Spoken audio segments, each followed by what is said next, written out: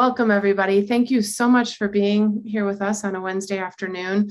Our focus today, I'm Jeanette Simonson, is all about teacher well-being, and we've heard a lot about that. We really want to be intentional today about talking about the pillars of what kind of holds us up as educators. I am a 20-year educator, formerly Chicago public school teacher, was in Glenview, Illinois for a number of years, and have recently moved out to Colorado actually to get a little more sunshine, but Illinois native. So very happy to be here working with Thrively. I'll introduce and let Mike Hurley introduce himself as well. Hi, everybody. I'm Mike with Thrively. I am still here in Chicago. So Jeanette abandoned me, moved out to Colorado, but so I'm here helping support schools in the Chicagoland area and all through Illinois and some other states as well. So yeah, it's great to have you all here. Thanks so much for joining us. Absolutely. Yeah, thanks for being here. So just want to start off with kind of talking about who Mike and I are, and being that Thrively is a strengths-based organization. We start with people's strengths, and we have a colleague who says it's not what's wrong with you, it's what's strong with you. And keeping that in mind, I want everybody to kind of think about, as you look at my top strengths, which are worldly creative thinking, coordination, verbal, and athleticism. Notice that my partner, my teammate here, Mike Hurley, does not have anything in common with me. Yet we still manage to get along. It's amazing. In fact, it's a great partnership because his analytical, his assertiveness, some of the other pieces that he has, actually we have verbal in common. So we can talk up a storm, and we will today. But think about yourselves and your colleagues, your leaders, people that you work with, and are you a diverse strengths group? Are you somebody who tends to look for somebody who, compliments you? That sort of thing. So we're really going to talk a lot about that in relation to well-being. And certainly if you want to follow us on Twitter or on LinkedIn, please connect with us. We'd love to hear from you. So we'll be sharing out this slide deck so you don't have to write this stuff down. We will also be sharing out, Michael put it in the chat, the Google link here to click for access to everything we're talking about today. So let's talk about what we're going to do today in our short 26 minutes together, 25 minutes together, is how can we as educators, maybe there's some administrators on here that are, looking at how do we build this strength-based culture to help support ourselves as our human, we have challenges in front of us, right? We have everyday challenges as being a teacher, but then we have the challenges that we face in our environment. How can trust, autonomy, and joy help build this well-being for all of us, help contribute to our profession? And certainly we here at Thrively are trying to build an ecosystem that does all of this. How can we support teachers, which then in turn support students? So we'll talk a little bit about the resources we're going to leave behind for all of you today. But we're going to stop, and I just want to get to know you a little bit better. And these are some questions that I want you to think about, maybe throw them in the chat. I know Mike might do some shout outs. What do you think for you it takes to thrive as a teacher in today's environment? And maybe a little bit more of that, it's what do you need more of and what do you need less of? So I'll give you a few minutes to answer those. And if there's any administrators out, you might want to be, copying the chat, because this is where we're going to start from. We want to really help educators today. Got flexibility, downtime, supportive administration, more patience and flexibility. Thanks for sharing those. Those are yeah. We've got someone, Jeanette, saying they're not able to view the slides that we just posted here. So okay. Not exactly sure. Okay. We can certainly send them. Maybe you want to throw them. We can throw the presentation in the chat right now so you can follow along and listen. Absolutely. So shout out to some of my friends out there. Thanks for joining us and for chatting. So think about what, if you've been teaching for a long time, we think about how we were thriving before the pandemic. Were we thriving? We were asking ourselves these questions long before we entered into this crazy time. So again, as things shift and our environment shifts, What again needs to shift? And one of you mentioned flexibility. So let's talk a little bit more about that. I want to just kind of put this up there. We know the statistics here. When students will be 30 times more likely to be engaged when they know their school and their teacher have built a relationship with them, that they're engaged with them, that they know their strengths. And so my question as a former coach and administrator, really looking at, could the same be said for teachers? What do you need to be more engaged in your profession, in your daily activities? And how can our leaders help build on your strengths? So are you currently on a daily basis using your strengths? Or are you constantly being pushed into an area where you're having to, like for me, I'm not very analytical. That's when I lean into Mike here to help me, or to my other colleagues. So are you constantly being forced into doing something that you're not feeling really good about? Or are you being able to really focus on the things that you are really good about, which helps build that confidence and that joy that we're going to talk about? So these are rhetorical questions, of course, but certainly in the chat, start, talking to each other about it. How are you doing that for each other as colleagues? If I were to continue to push Mike into an area that he's not comfortable with, or ask him to do tasks that aren't necessarily in his strength bandwidth, is he going to feel successful and happy? So getting to know each other is going to be key as adult learners, as administrators. And really, if we go back to kind of what we know about leadership and transformational leadership, we have this visual here that we can look at, which for any leader, you think about modeling the way for your staff. You think about encouraging them through heartfelt inspiration. You have a shared vision. You enable them to take their strengths and act on them. And of course, if there's ever anything in the process that's not working, let's challenge it, right? So research has shown us in this quote here that there is progressive and substantial correlation among democratic leadership style and job satisfaction of teachers. And those teachers who are more fulfilled with the principal's democratic leadership style, they end up feeling like they can say when they need something. So how do we encourage that among each other, where we have control maybe? How do we encourage that within our classroom? But how do we help support our administration to act upon this way? So I just want to take about a minute and have you reflect, maybe write in the chat about your first memory of a time when an influential person recognized your strengths, skills, or talents. And how did that make you feel?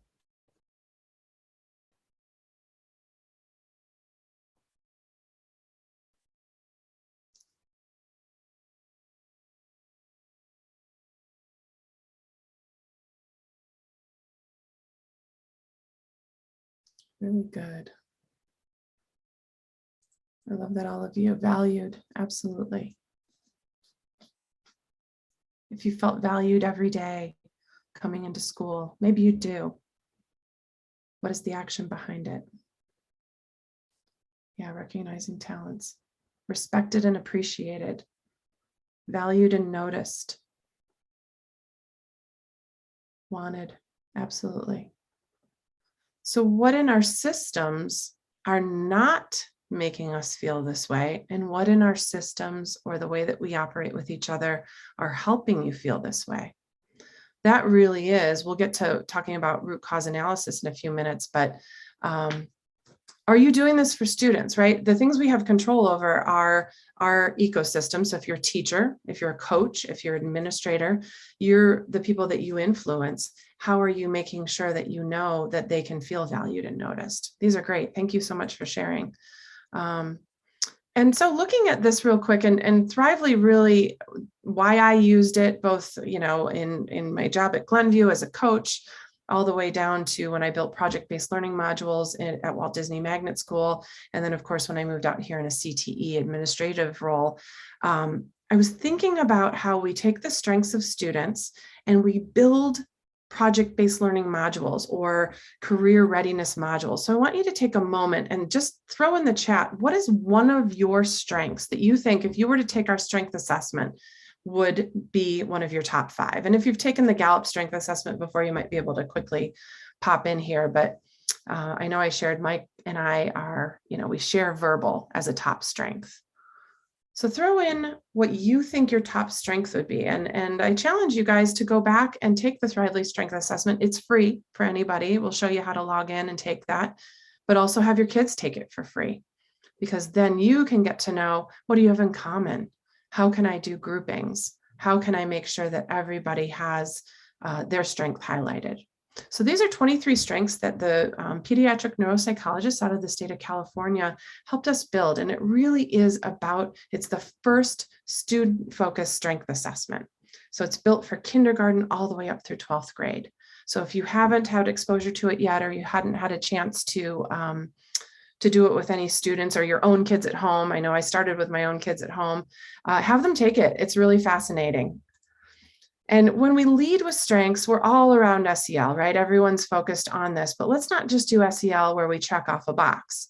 Let's lead with it. Let's really take this self-awareness, self-management, the relationship skills we're building, and infuse it into our curriculum, but also infuse it into our daily lives with our administration, because how you take care of yourself, how you know yourself in your environment is important.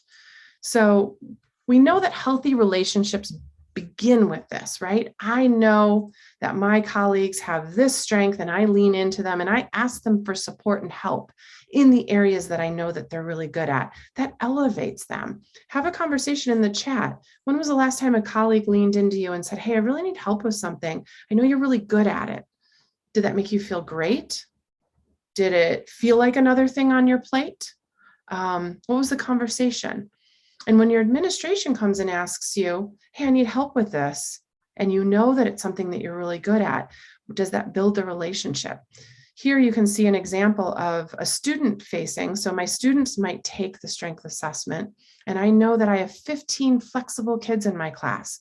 So if I need to pivot, I know that these 15 kids can help me do it. Or I have 14 analytical students in my classroom. How is that going to help me make decisions as an educator? So this information was so important for me when I was teaching, but certainly I think it's even more important as we start to look at administrator to teacher and how the teachers and the staff interact with each other. One thing you can do, an offline activity that that Mike and I believe really strongly, and we've done this with teachers before with IDEA actually, is to build out this user guide. So this is an example of Jaden as a student. You can do this, of course, on index cards. You could do it on poster board. You could do it on the computer. But imagine if we knew this about Jaden and he fills in all these different things. Make one for yourself. In the next PD you do, have every staff member create a user guide for themselves. Change the prompts if you want. But imagine if you knew this about each other. And if your administration committed to making sure that we're working towards highlighting what strengths we all have. I also have another user guide for Kayla. She's got this one here. So again, this will be shared with you, so you're welcome to use it in your own classrooms. And here's a blank one for you to use as well. But I also dabbled with this a little bit, name badges. What if students walked around as we were creating new groups and we just had a quick little, maybe this is an index card too, where I just say, hey, listen, these are my top strengths. I'm going to contribute to this team this way based on my strengths. Would there be more joy if you were able to work in a team like that? And I'm at my best when, right? So creating that circumstantial environment that will help you be your best. So I think some of these offline activities can be really fun to do in classrooms, but also as a professional learning opportunity for you, or if you're running PLCs, some of you are coaches within the ecosystem, really trying to challenge yourself to think about starting with what's strong. So there's a great video. We're just going to watch a little portion of it because I know we're all committed to relationships, but there's a little bit about belonging in here I want to just highlight. So let me go ahead and start. Mind Matters in Minutes, relationships and belonging. The heart of Mind Matters is connectedness. We are social creatures. To be healthy, we need at least a couple of close relationships and a community where we feel like we belong. People with this sense of connectedness are more likely to feel cared for, loved, esteemed and valued, and have a support network in times of trouble. This is essential to mental health and is the essence of how you build a positive school community. So here's how you can approach it. 1, relationships, relationships, relationships. Form relationships. Think about it. How often do you smile at your students? or have a chat? Do you know all their names? Do you know their backgrounds and interests? Even the ones who aren't, quote, good at school.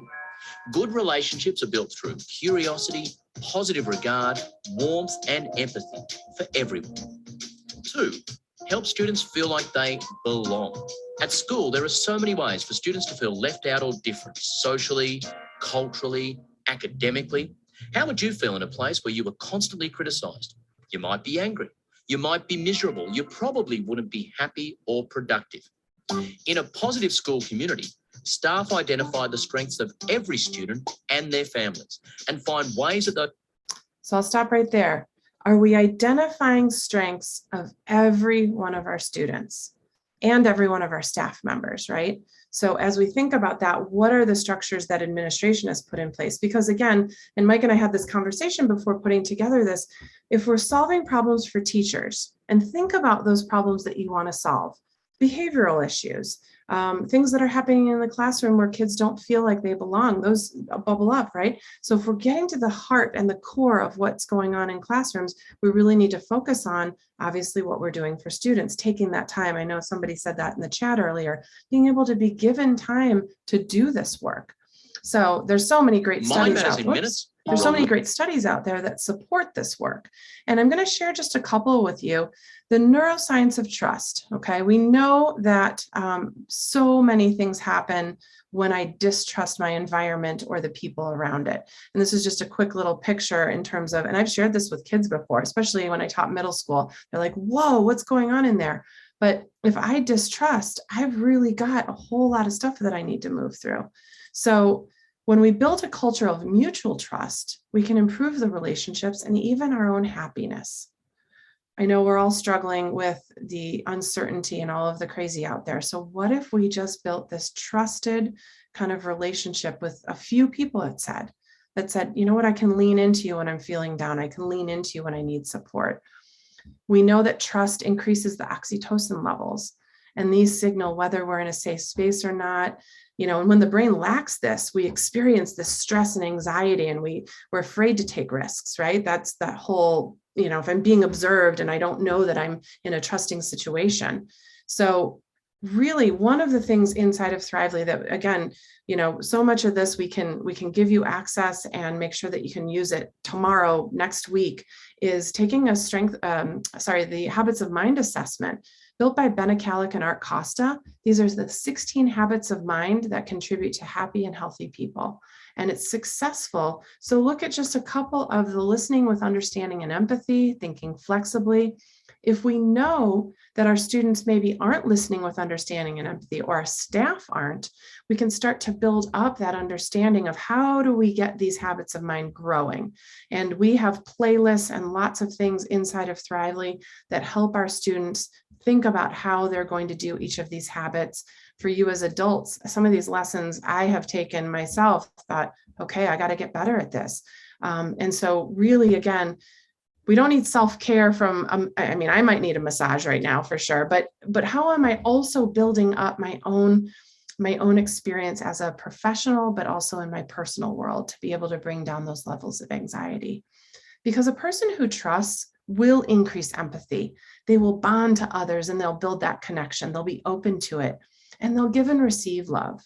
So, you close your mind for a second and you think about, if I walk into school tomorrow and I feel this, will the rest of the world not feel like it's coming down on my shoulders? So share this with your administration, share it with the people, because here's a couple of key points. To build and maintain this, these are some questions that administrators and leaders, coaches need to ask themselves. In what ways do I provide staff with this opportunity to reflect on their learning, to recognize how significant their growth is on behalf of the students in the school, not just content growth, but growth as a human? And in what ways do I provide choices for self-directing my professional learning so that I can discover what's next for me? Or in what ways do I offer feedback that's initiated by the staff so that we can improve? Lastly, how do I provide the time for reflection and celebration? Celebration is the key, right? Builds up our confidence, make sure that we have those opportunities to say, great job, I'm really proud of you, keep doing what you're doing. There's some information there on the bottom. And the other thing we know, and we've been hearing in so many studies, is that teachers' perceptions of our autonomy. I think back to when I was first told, like, I had to be on the same page as the teacher at, next door to me. I'm like, why? We're different kids, we're different teachers. So ever since we've sort of shifted this one size fits all sort of mentality, we've really struggled with the autonomy. And some of that is bandwidth, right? But studies have repeatedly shown that classroom autonomy is the major factor in determining level of job satisfaction. And this really speaks to whether educators are being treated as professionals. So what can I do as a coach? What can I do as a staff member? What can I do to help increase autonomy for students? If it works for us, it'll work for them too, because this is a human nature thing here. So fostering admiration inside of our school, this is another slide that you can take with you, do it in a PD, turn to your neighbor and say, listen, these are 3 qualities and characteristics I admire about you, and really connect and build up that layer of deeper connection within your staff and your environment. We have brain breaks on Thrively. I'm throwing in a couple of resources that you can take away tomorrow. These are wonderful opportunities for your kids just to step away from the content and do some crazy activities, but these can be found in playlists. So again, one of the things we want to make sure we're doing as an ed tech environment is providing resources that are free and ready to go tomorrow, in case you just need that ready to go thing for tomorrow, or sub plans to be able to leave behind in case you can't be in the building. The other thing is just really making sure that we're focusing on joy. And being joyful has a direct influence on your brain. We talked about oxytocin, but there's so many other things that kind of get elevated when we think about what puts my brain in a better mood so that I'm more engaged. This is all very scientific, so much research out there. 40% of happiness comes from the choices we make. So in reflection, if you're given that reflection time, take a minute and think about, what choices am I making that are making things harder or more frustrating? What choices are being forced on me that might be also in that category, but also, can I make a choice that allows me to increase joy? Hard stuff to do though, right? We know that dopamine and serotonin are so strong, and these are substances that obviously go into our brain when we make these choices. But one of the most important things that we can do to help all of our students, have more joyful lives is I first must be happy myself. Okay. Goes back to parenting, goes back to being a teacher. What do I need to do to bring more joy in my life? I actually was very stressed out about a week and a half ago. And I said, you know what I need to do? I just need to go skiing. Took time out. I made it happen. I took my kids skiing and I left there. I was like, oh, I feel so much better. So what are those things that you can do to just step away from what's causing you stress? So a couple of things here. Again, I hope that we can share this with anybody in your building, but we need to release the negativity that we see. I stopped watching the news. Create a safe home, right? I've started to zen my home and my classroom and all the different places that I go into, but also movement and exercise, just simple things that you can do to make sure that we're bringing that, not another thing, but something I can do to make my joy increase. And then of course, we've talked a lot about building strong relationships. Practicing gratitude. Brene Brown talks about this, really how, just focusing for a minute. I actually got these mindful messages my sister gave me for Christmas, little mindful messages that's like, yeah, I am really grateful for that. I'm going to watch this quick video because I really think that as an ed tech organization, we have an obligation to the teaching profession to be design thinking oriented. So let's listen to a little bit about what that means. Principles of human-centered design apply even if you don't follow the process of human-centered design. Because what are the principles? Well, the first one is be human-centered. Focus upon the people that whatever you're doing is intended for, whether you're doing a service or a product or an organizational structure or a new way of, I don't know, stocking the warehouse or putting things on shelves, whatever you're doing, always think of the people and all the people, not just the people, say, who are going to retrieve the items you put in, but the people who have to put the items up there in the first place. And if you're in the healthcare system, you have to think about patients and their families and the physicians and the nurses and also the medical personnel and the technicians. And for that matter, even the people who do the scheduling and clean the place. You have to think of it as a system and look at all of the components. That's the second important thing. Find the right problem. Almost always when somebody gives me a problem to solve, I refuse to solve it because it's not the right problem. It's the symptom of the problem.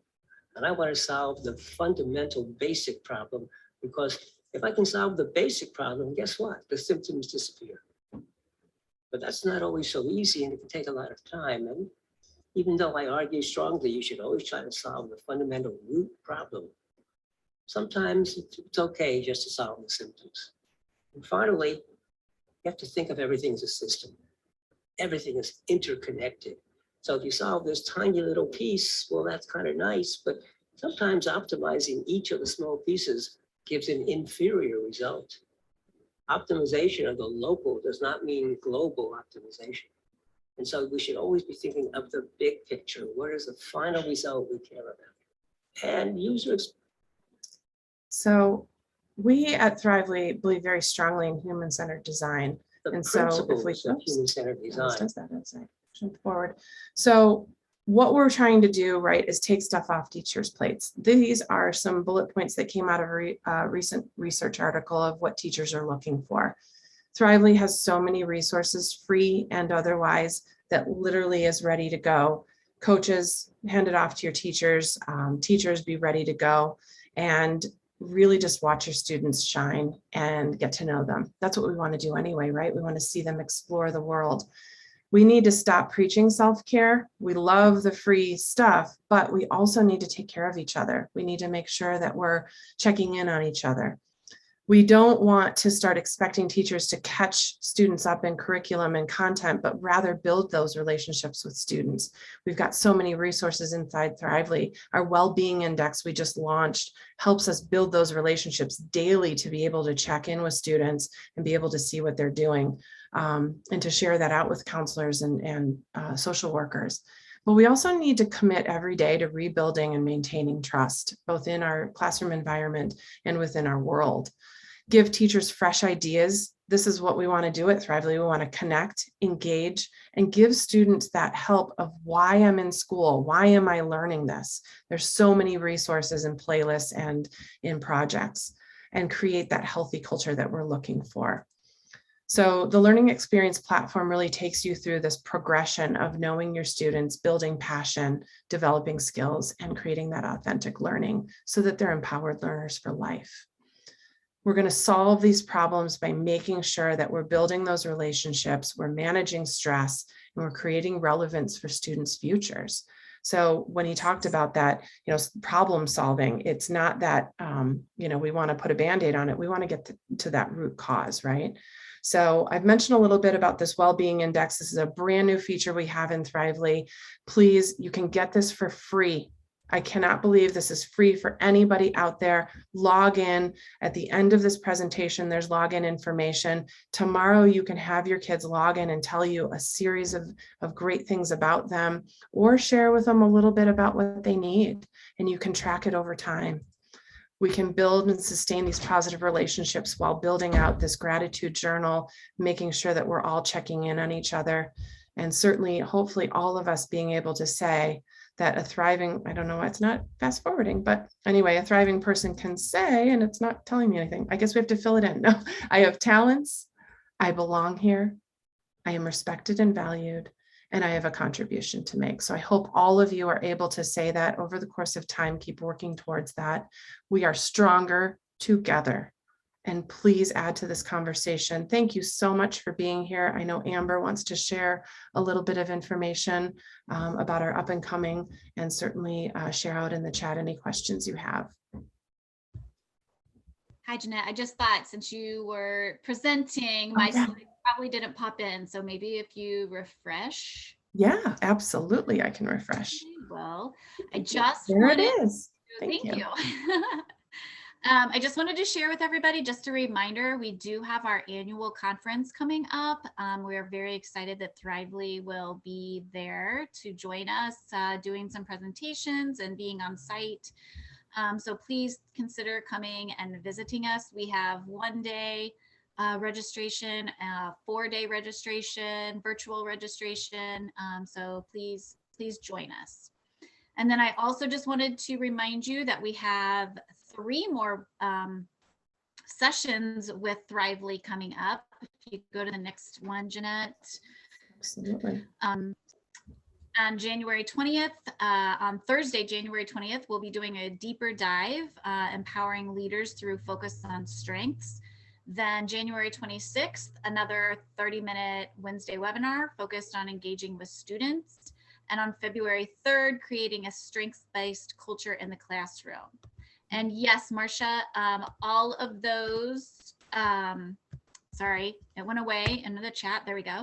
Yes, every session that we have upcoming, we will have professional development hours available. And for those of you that are in need of that for today, I just put the link in the chat. So please feel free to check that link out to get your PDHs for today, and plan on those for our next upcoming sessions as well. It is always so inspiring to me. I've told Michael and Jeanette how much I wish I would have had this strengths assessment for my students when I was a classroom teacher. And then even more so, probably, honestly, when I was a school counselor. I just think of so many ways that I could have used this and how it would have been helpful, because I really do like the focus on thinking about our strengths rather than our weaknesses. So as always, Jeanette, thank you so much for sharing. Mike, thanks for engaging in the chat, and thanks to everyone else. Thank you all. Today. We look forward to seeing you in some upcoming webinars. Wonderful. Thanks, everybody. We're going to go ahead and throw in, Mike, if you have that Google form, if you guys are interested in a free trial, you know, we can set you up so that you can use all the resources we've talked about. And really, honestly, they're ready to go tomorrow. So if we can drop that Google form in there, that would be awesome. The presentation has been shared with you as well. Thank you for being with us this afternoon. Looking forward to seeing you all at IdeaCon.